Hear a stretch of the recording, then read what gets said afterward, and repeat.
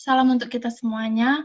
Kami dari kelompok etika profesional yang beranggotakan Sarina Dabdab, Sherina Purba, Lodes Manurung, dan Daniel Nenggolan.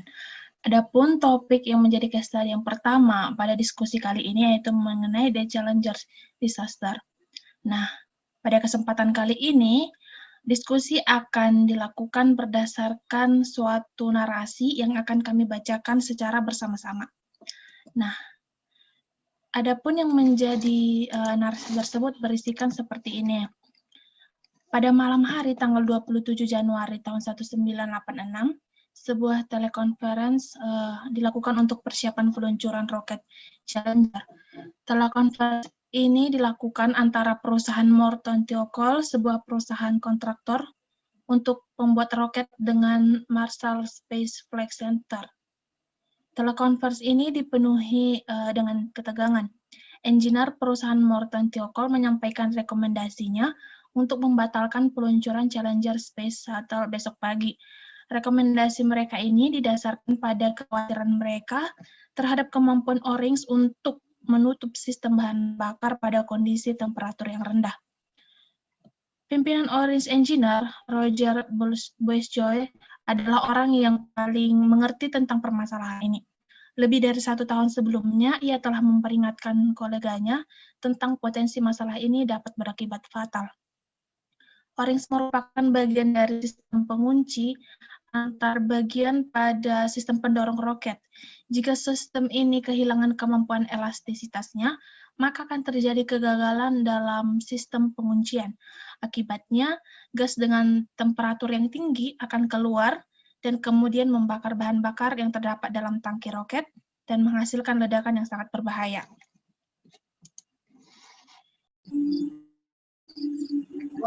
Fakta ilmiah yang mendukung permasalahan ini belum lengkap, namun cukup untuk memberikan gambaran sederhana yang dapat diterima oleh logika. Walaupun jika terjadi kebocoran pada sistem penutup ini, kebocoran terburuk akan terjadi pada temperatur 53 derajat Fahrenheit, yaitu 11,67 derajat Celcius. Dengan prediksi temperatur ambien berada pada 26 derajat Celcius pada saat peluncuran. O-rings diprediksi akan memiliki temperatur sebesar 29 derajat. Angka ini lebih rendah dibandingkan dengan temperatur pada semua peluncuran roket sebelumnya. Karena tidak ada kesepakatan, telekonferensi tersebut akhirnya sementara waktu dihentikan. Marshall Space Flight Center mempertanyakan alasan yang didukung oleh data dan analisis ilmiah mengapa Morton Thiokol merekomendasikan untuk membatalkan peluncuran. Akhirnya, Morton Thiokol meminta perpanjangan waktu sehingga memungkinkan para engineer dan manajemen untuk dapat memeriksa kembali rekomendasi mereka. Situasi ini sangat sulit karena tidak akan ada peluncuran roket tanpa persetujuan dari Morton Thiokol, dan manajemen Morton Thiokol tidak akan merekomendasikan peluncuran roket tanpa persetujuan dari para manajernya.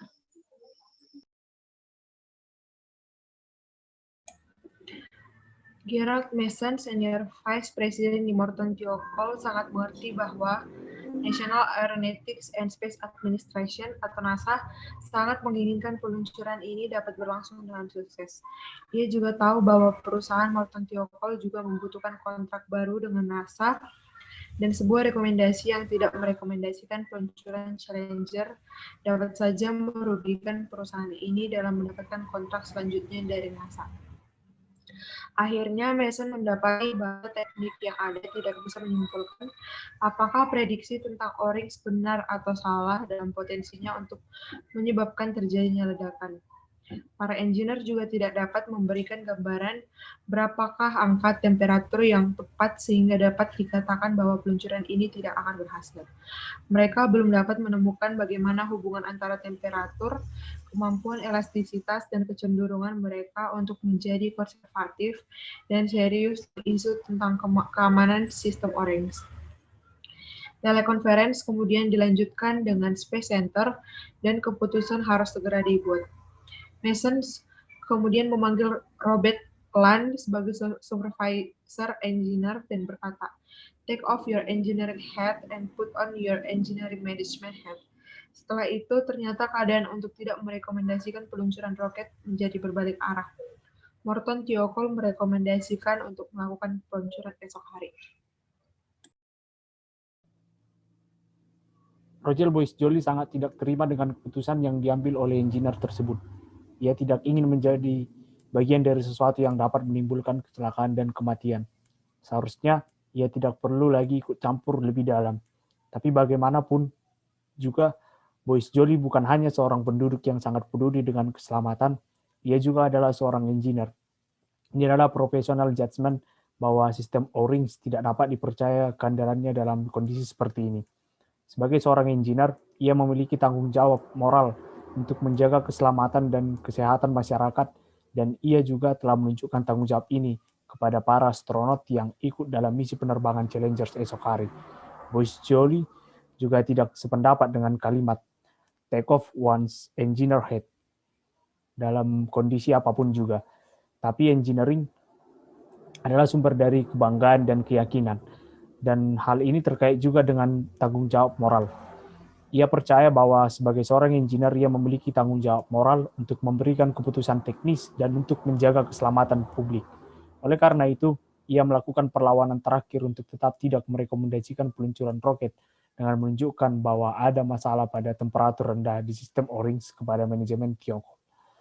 Walaupun begitu, professional judgment-nya ditolak dan manajemen Morton Thiokol tetap dalam pilihan untuk merekomendasikan peluncuran.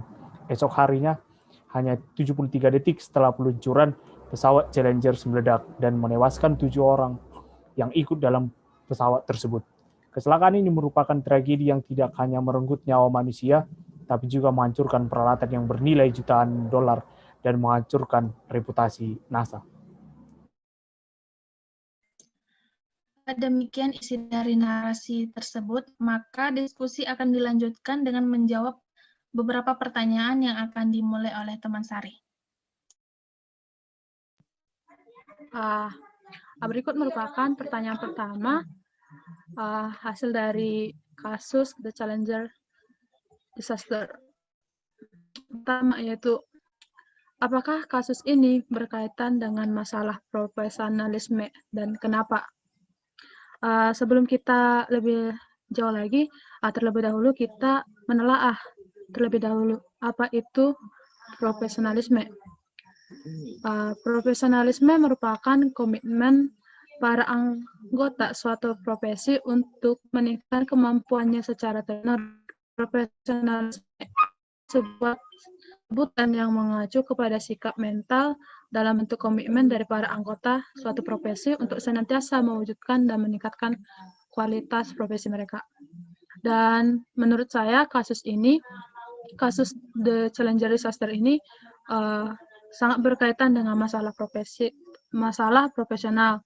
Dari kasus ini dapat kita tahu bahwa engineer dalam kasus ini tidak profesional. Yang pertama, dikarenakan Gerard Mason sebagai senior vice president di Morton Thiokol terlalu cepat mengambil keputusan bahwa roket dapat diluncurkan dan terlalu berani mengambil resiko, padahal telah diberikan peringatan bahwa tidak memungkinkan untuk diluncurkan. Lalu yang kedua yaitu engineer dari perusahaan yang sama yang tidak sepaham dan terjadi pengabaian terhadap aturan keselamatan terhadap engineer. Itu menurut saya. Apabila ada teman-teman yang ingin menambahi, mungkin Saudara Laudes bisa.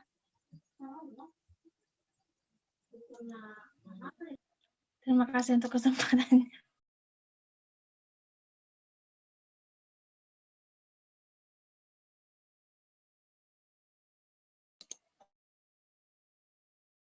Terima kasih untuk pertanyaannya.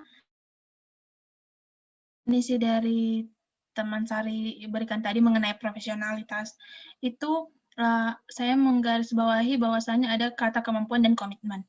Nah, pada permasalahan tersebut pihak Morton dan pihak NASA itu memiliki komitmen yang sama, yaitu meluncurkan roket di hari yang ditentukan dengan berhasil begitu. Namun komitmen dari kedua pihak ini tidak diikuti dengan kemampuan dari si engineer dan segala pihak yang lainnya. Itu harus kita akui. Kenapa? Karena di dalam narasi tersebut dikatakan bahwa pihak engineer itu menyadari bahwa ada kesalahan dan ada sesuatu hal yang perlu diperbaiki pada roket tersebut. Sehingga terbukti juga bahwasanya pihak engineer itu meminta penambahan waktu selama 1 tahun. Namun di dalam waktu yang diberikan dalam 1 tahun itu pun, pihak engineer itu tidak mampu memperbaiki apa yang kurang begitu. Jadi menurut saya kasus ini berkaitan dengan masalah profesionalitas. Terima kasih. Terima kasih buat Saudara Laudes. Mungkin Saudara Daniel ingin menambahi? Baiklah, sekedar menambahi, bahwasannya saya juga setuju pada narasi ini berkaitan dengan masalah profesionalitas. Karena seperti yang kita ketahui pada narasi ini juga, bahwasannya pihak-pihak tertentu terlalu cepat mengambil keputusan dalam melakukan peluncuran roket, di mana masih terdapat beberapa pertimbangan yang harus diselesaikan untuk mengambil sebuah keputusan. Nah, yang saya soroti di sini adalah dalam poin profesionalitas yang saya soroti adalah tentang pengambilan keputusan yang masih terlalu cepat. Kira-kira itu pendapat dari saya. Terima kasih.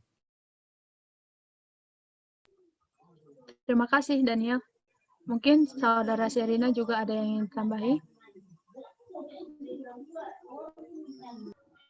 Baiklah, menurut saya memang kasus Challenger disaster ini sangat berkaitan dengan masalah keprofesionalan. Terlihat bahwa timnya mengabaikan aturan keselamatan seperti yang sudah dijelaskan sebelumnya. Karena ada pendapat mengenai O-rings yang bisa meledak seperti itu. Tetapi permasalahan tersebut tidak dikaji secara selesai dan ya akhirnya terjadi kegagalan pada saat peluncuran. Seharusnya sih menurut saya harus diselesaikan dulu permasalahan tersebut karena disitulah adanya menghargai pendapat beberapa anggota dalam peluncuran roket tersebut. Terima kasih.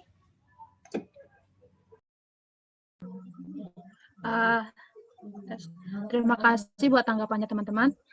Jadi dari sini saya akan mengambil kesimpulan dari hasil diskusi kita bahwa kasus ini sangat berkaitan dengan masalah profesional. Kenapa?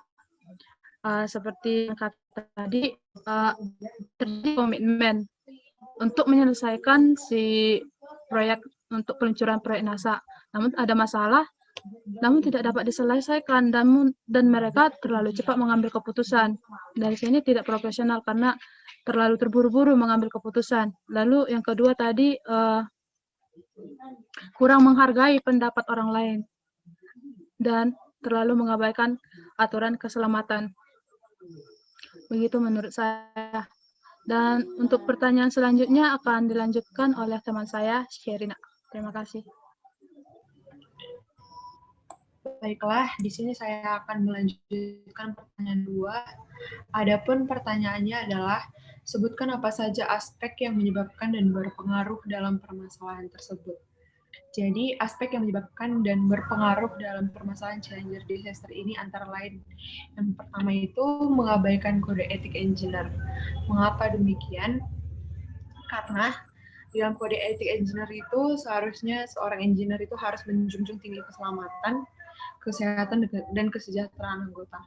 Tetapi dari narasi yang telah kita baca sebelumnya, bahwa perusahaan Morton Thiokol itu mengabaikan keselamatan untuk mempertahankan jadwal atau peluncuran yang dibuat berdasar dan juga kontrak bersama dengan perusahaan NASA.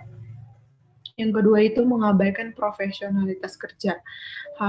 Hal ini telah dijelaskan sebelumnya oleh teman kita Sari, karena memang terbukti dari kualitas atau sikap para engineer terhadap terhadap profesinya itu tidak profesional. Karena pengambilan keputusan yang tidak baik, tidak paham tetapi tidak diselesaikan pendapat-pendapat yang ada tersebut. Kemudian untuk yang ketiga itu pertimbangan yang tidak berdasarkan data dan analisis ilmiah. Hal ini terlihat dari Roger Boyce-Joly yang memperingatkan koleganya tentang permasalahan O-rings yang ketika sistem kehilangan kemampuan elastisitasnya, maka dapat menimbulkan ledakan yang berbahaya. Tetapi karena tidak berdasarkan data ilmiah, maka pendapat tersebut pun tidak dapat dibuktikan dan juga sudah diberikan waktu tetapi tidak dapat diselesaikan. Kemudian yang keempat itu kurangnya koordinasi tim dalam pencapaian sebuah keputusan. Hal ini terlihat dari adanya beberapa pendapat yang dikemukakan tetapi tidak dilakukan pertimbangan dengan baik, sehingga koordinasi timnya tidak bagus dan hasilnya pun pada saat peluncuran mengalami kegagalan. Demikian demikian yang menyebabkan dan yang berpengaruh dalam permasalahan Challenger disaster tersebut menurut saya. Apabila teman-teman sekalian memiliki pendapat lain, dipersilahkan. Untuk Sari, mungkin ada yang ingin ditambahin?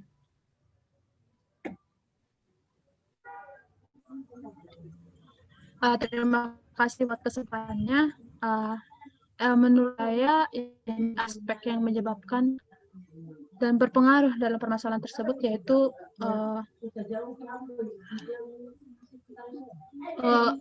takutnya pihak si perusahaan Morton Tiokel untuk tidak mendapat kontrak dari pihak NASA, sehingga mereka seperti tadi, jadi terburu-buru mengambil kesimpulan, padahal mereka sudah tahu ada permasalahan tersebut dan tidak dicari tahu terlebih dahulu masalahnya lebih lanjut. Karena mereka menurut saya terlalu takut kehilangan kontrak dengan tidak mendapatkan kontrak terhadap pihak NASA. Itu menurut saya. Terima kasih. Terima kasih untuk teman Sari. Untuk teman Daniel, ada yang ingin ditambahin? Baiklah, terima kasih atas kesempatan yang diberikan. Pada pendapat ini, saya juga setuju tentang keempat poin yang disoroti. Namun, yang mungkin saya akan tambah adalah sama seperti yang dibilang saudara Sari, merupakan motivasi yang mereka miliki dalam mewujudkan peluncuran tersebut. Mungkin seperti yang telah dibilang, bahwasannya motivasi mereka adalah takut kehilangan kontrak yang akan diterima oleh mereka, sehingga mereka mengabaikan baik pendapat, baik saran, sehingga dengan terabaikannya berbagai pendapat dari pihak-pihak tertentu menimbulkan kurangnya koordinasi yang dapat merusak keputusan akhir yang akan diterima oleh pihak tersebut. Saya rasa mungkin yang paling berpengaruh tersebut adalah motivasi mereka yang salah dalam melakukan peluncuran tersebut, sehingga mereka lebih memilih terburu-buru dalam memberikan kesimpulan akhir. Terima kasih.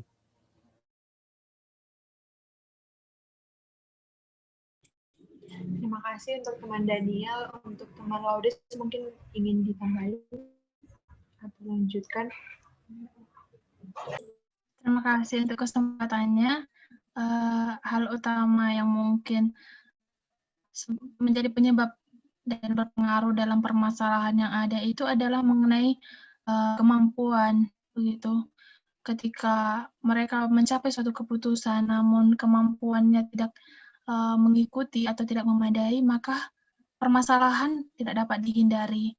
Maka dari itu salah satu aspek yang menyebabkan dan berpengaruh pada permasalahan ini merupakan kemampuan dari setiap bidang-bidangnya, baik itu engineer-nya, baik itu manajemennya. Terima kasih. Terima kasih teman-teman untuk pendapat yang diberikan pada aspek yang menyebabkan dan berpengaruh dalam permasalahan Challenger disaster ini. Jadi kesimpulan yang didapat adalah keempat poin yang telah dilampirkan ini sudah benar, tapi untuk penambahannya yaitu dari motivasi yang salah dari pihak yang melakukan peluncuran roket tersebut salah, karena akhirnya hanya ingin mengejar mengejar untuk melakukan peluncuran tetapi tidak mempertimbangkannya, takut kehilangan kontrak dan akhirnya terburu-buru dalam melakukan peluncuran dan kurangnya koordinasi dalam tim, serta yang selanjutnya adalah kemampuan dalam pencapaian keputusan sehingga permasalahan tersebut tidak dapat dihindari. Terima kasih. Untuk selanjutnya akan dilanjutkan oleh teman saya, Laudes.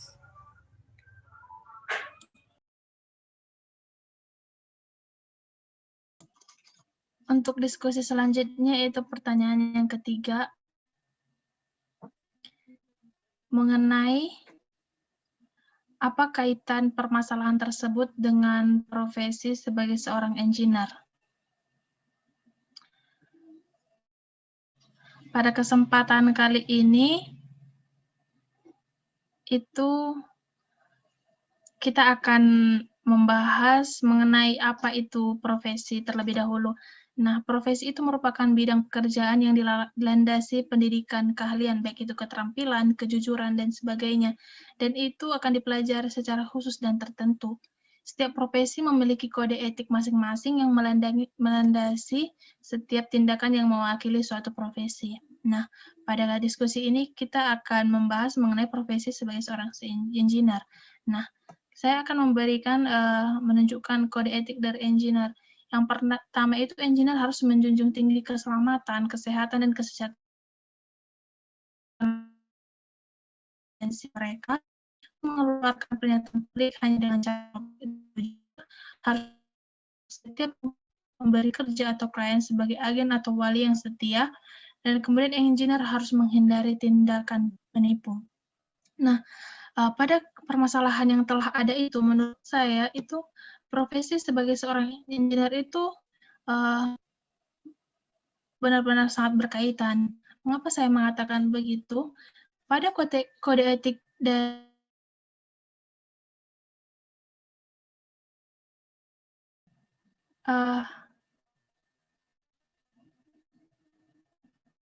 profesi sebagai seorang engineer itu sangat mempengaruhinya karena ada permasalahan setiap kode etik engineer telah dilanggar, terutama itu pada kode etik engineer yang pertama, bahwasanya keselamatan dan kesehatan serta kesejahteraan masyarakat itu sudah terabaikan. Dengan mengabaikan permasalahan-permasalahan yang ada sebelumnya namun sudah disadari, maka keselamatan dan kesehatan serta kesejahteraan masyarakat itu telah dikesampingkan. Jadi aspek tersebut bukan lagi menjadi hal yang utama bagi engineer, padahal pada kode etik engineer itu merupakan posisi pertama pada kode etik profesi mereka. Itu merupakan pendapat saya. Untuk teman-teman sekalian, bila ada yang ingin memberikan pendapat kepada teman Sari, kami persilahkan.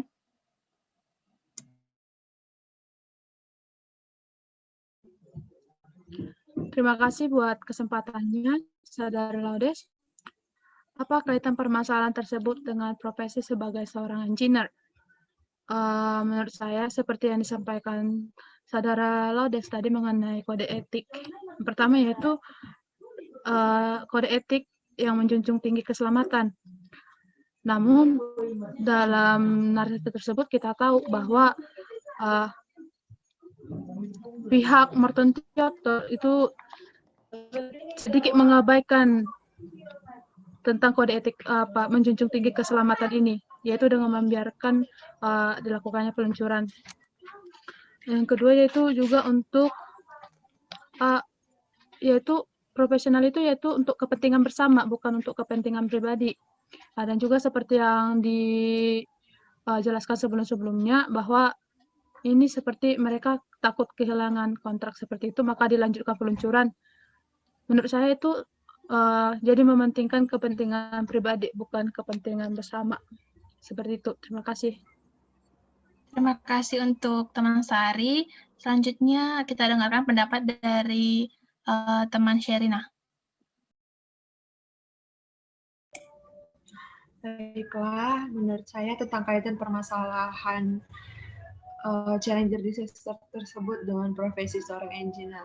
Ya, saya setuju dengan pendapat yang dikemukakan oleh Laudes, dan kita juga bisa dapat belajar dari hal tersebut bahwa setiap profesi itu memiliki kode etik tersendiri, dan itulah yang menjadi landasan kita untuk melakukan sesuatu. Dan di sini saya ingin menambahin bahwa kode etik engineer itu merupakan pedoman bagi setiap profesi, termasuk profesi engineer. Jadi seharusnya harus memikirkan kode etik tersebut, harus dikaji secara benar dan harus dilakukan untuk tidak membuat hal yang berbahaya bagi apa yang dilakukan. Terima kasih. Terima kasih teman Sherina. Yang terakhir kepada teman Daniel, mohon memberikan pendapat. Baiklah, saya akan sedikit berpendapat tentang hal tersebut, bagaimana permasalahan tersebut, apakah ada kaitannya dengan profesi seorang engineer. Nah, yang saya soroti juga, memang betul pada para engineer tersebut akan berlandaskan pada kode etik engineer tersebut, baik dalam menjunjung tinggi keselamatan, dalam kompetensi, dan lain sebagainya. Nah, yang saya soroti adalah tentang kemampuan. Bagaimana seorang engineer tersebut mungkin memiliki batasan kemampuan yang mereka miliki dalam permasalahan ini, sehingga seperti yang telah kita ketahui dalam kasus ini, dalam rentan waktu yang telah diberikan, namun mereka masih belum bisa menunjukkan secara pasti apa yang menjadi dampak tentang poin yang mereka sebutkan dalam peluncuran roket tersebut. Nah, yang saya maksud di sini adalah tentang kemampuan seorang engineer tersebut dalam mewujudkan atau memberi nilai atau value pada pendapat yang telah diberikan. Terima kasih.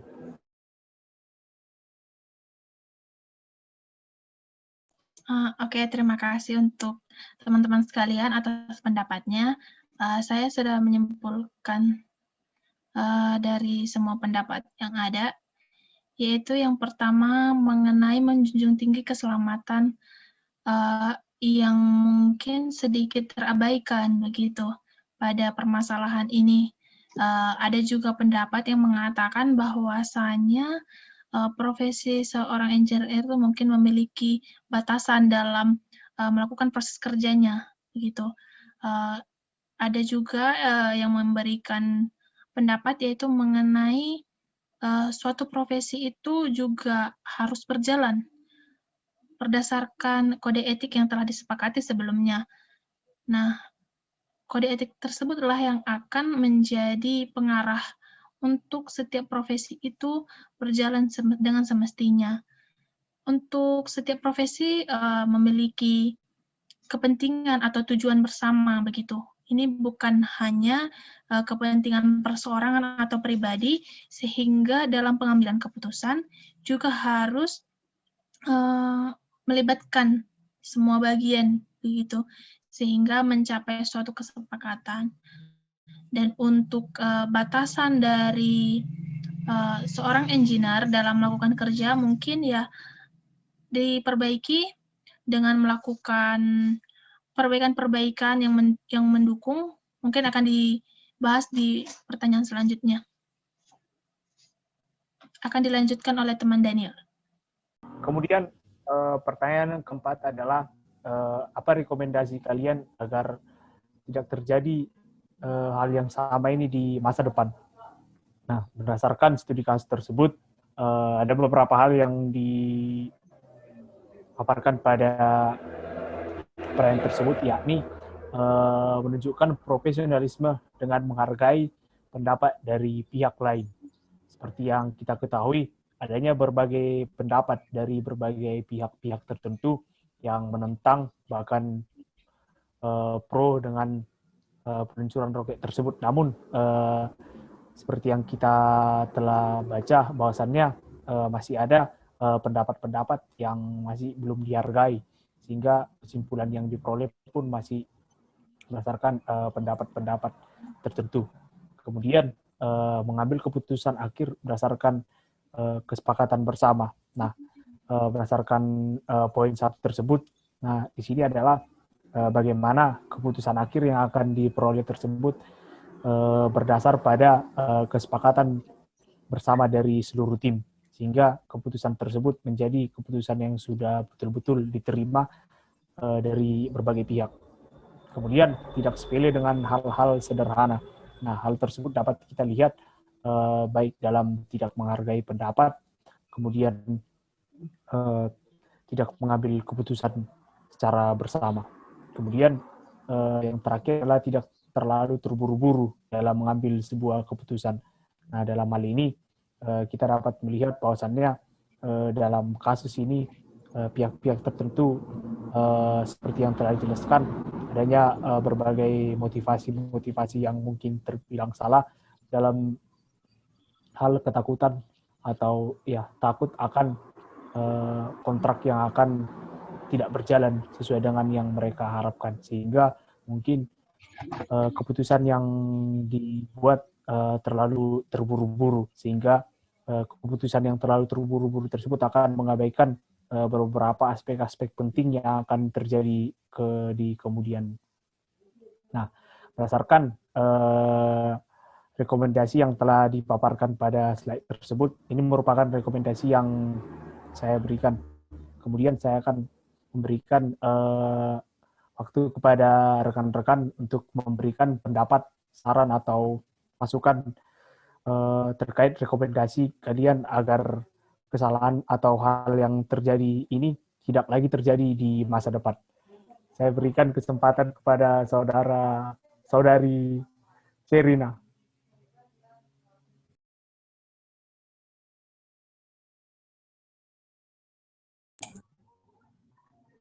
Baiklah, untuk pertanyaan yang nomor 4, tentang rekomendasi agar kejadian itu tidak terjadi di masa depan.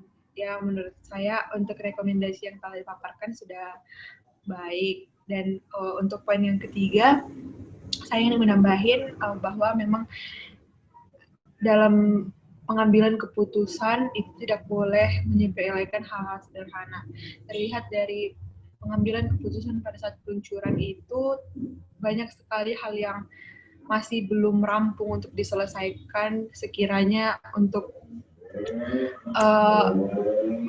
pengambilan keputusan tersebut haruslah menjunjung tinggi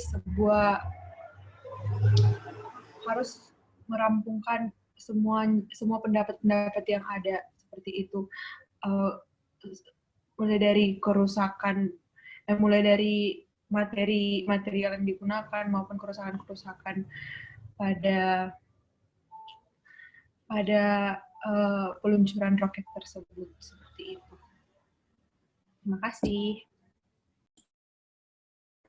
Baiklah, terima kasih saudari Sherin. Kemudian saya akan berikan kesempatan kepada saudari Sari untuk memberikan pendapatnya. Terima kasih buat kesempatannya. Rekomendasi agar tidak terjadi lagi kesalahan di masa depan. Ya, saya rekomendasikan hampir sama seperti yang dipaparkan oleh teman kita Daniel dan juga yang disampaikan oleh teman kita Sherina tadi.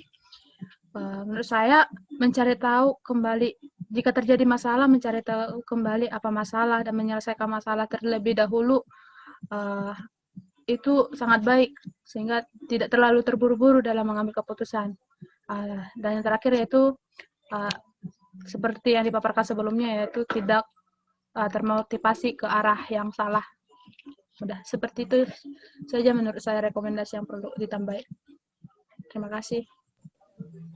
Nah, terima kasih buat Saudari Sari atas rekomendasi saran yang akan diberikan.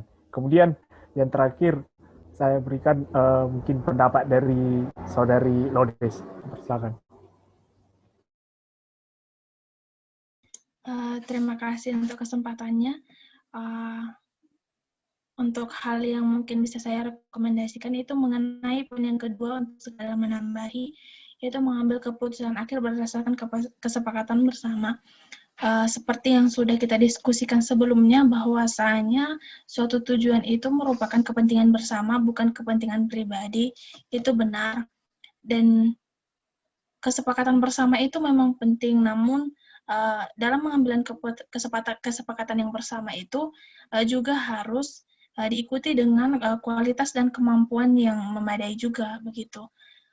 Terkadang kesepakatan bersama itu tercapai, namun jika apapun yang kita sepakati itu tidak berkualitas, maka pada akhirnya akan menghasilkan sesuatu tujuan yang tidak benar-benar kita inginkan, begitu. Kemudian yang kedua itu di narasi juga dikatakan bahwasanya perlu berani dalam mengambil keputusan dan mengemukakan pendapat, begitu. Ketika sang engineer mengatakan bahwasanya sebenarnya roket tersebut belum layak untuk dioperasikan, maka ada baiknya itu dihargai pendapat sehingga dilakukan kajian-kajian yang lebih mendalam sehingga tidak terjadi permasalahan yang sama. Demikian, terima kasih. Baiklah, untuk berbagai rekomendasi atau pendapat dari masing-masing kita, maka yang menjadi kesimpulan berdasarkan pertanyaan ini yang saya dapatkan adalah berdasarkan keempat poin yang telah dipaparkan ini, yang menjadi poin tambahan adalah tadi adanya motivasi yang salah mungkin dari pihak tertentu, sehingga mereka akan mengambil sebuah keputusan terburu-buru yang memungkinkan mereka dapat mengambil keputusan yang berpihak hanya pada pihak mereka tertentu. Nah, seperti yang telah kita bahas juga, bahwasannya kesepakatan bersama itu merupakan hal yang sangat penting dalam memperoleh sebuah keputusan yang baik, di mana sebuah kesepakatan bersama adalah kesepakatan yang dibentuk dari semua pihak, sehingga tidak ada pihak-pihak yang mungkin merasa terkucilkan, merasa tidak diterima pendapatnya. Demikian. Baiklah, untuk kesimpulan dari pertanyaan keempat tersebut, saya kira demikian. Terima kasih. Demikianlah proses diskusi kita pada kesempatan kali ini. Atas perhatiannya diucapkan terima kasih. Terima kasih. Thank you. Terima kasih, teman.